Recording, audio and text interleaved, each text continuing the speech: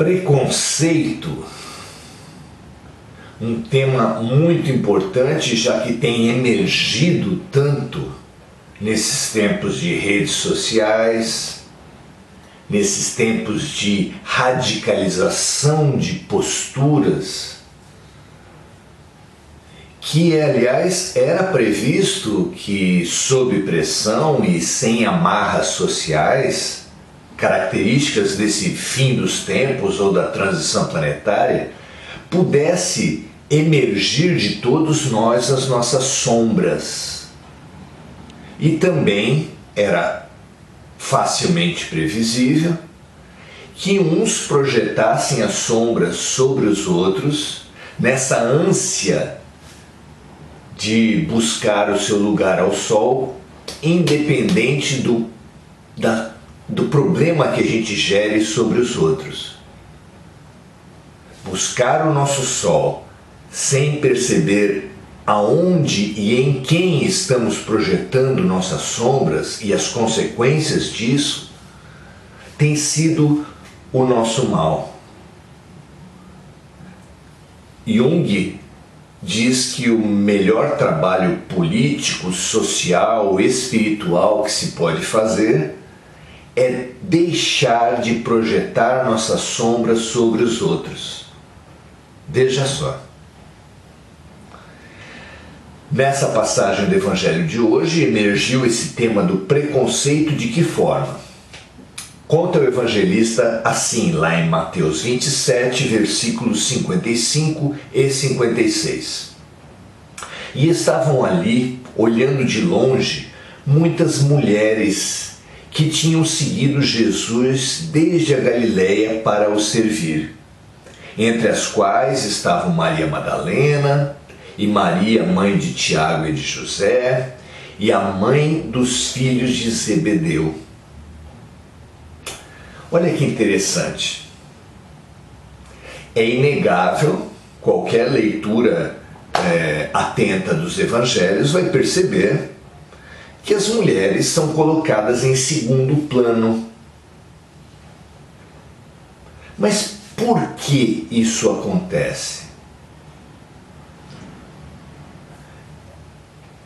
Assim como Sócrates e Buda, Jesus também não escreveu nada.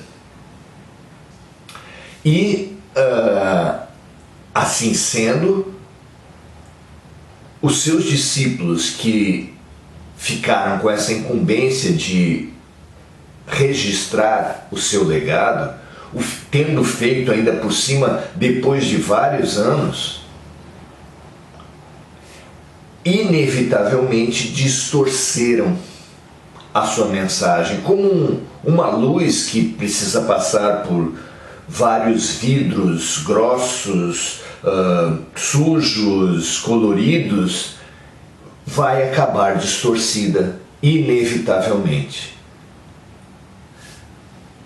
O que aconteceu foi exatamente isso. A maior das distorções que existe de qualquer coisa são as próprias impurezas humanas, e é claro que os discípulos eram menos elevados que os seus mestres.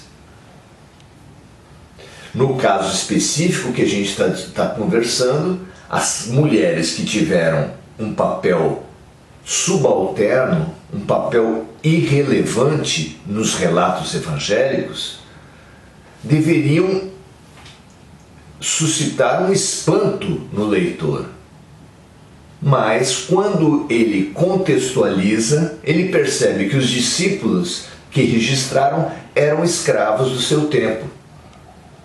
Não há aquela passagem do Evangelho em que a mulher, pega em flagrante de adultério, foi levada para ser apedrejada?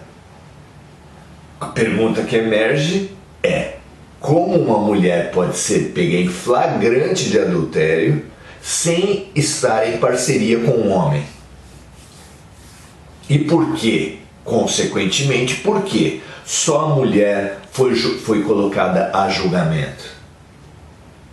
Da mesma forma, a explicação para as mulheres terem um papel tão subalterno nos evangelhos, se, como diz a passagem, uniram-se, estavam seguindo Jesus para o servir, e Jesus tinha falado que o maior entre nós seria aquele que mais servir.